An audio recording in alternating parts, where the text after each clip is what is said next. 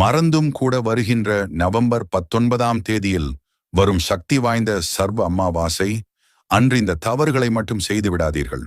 உங்களுக்கு முருகனை பிடிக்கும் என்றால் இந்த வீடியோவை லைக் செய்து கந்தனுக்கு ஆரோகரா, முருகனுக்கு ஆரோகரா என்று பதிவிட்டு எங்கள் முருகன் ஆராதனை சேனலை சப்ஸ்கிரைப் செய்து கொண்டு பெல் பட்டனை பிரஸ் செய்து கொள்ளுங்கள்.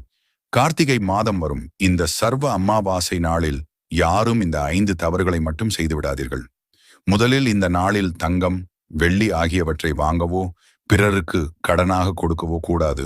அதேபோல் புதிய ஆடைகளை வாங்கி வரக்கூடாது. பழைய பயன்படுத்திய உடைகளை பிறருக்கு கொடுக்கக்கூடாது.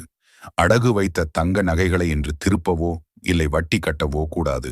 முக்கியமாக நகைகளை இந்த நாளில் சென்று அடகு வைக்கக்கூடாது.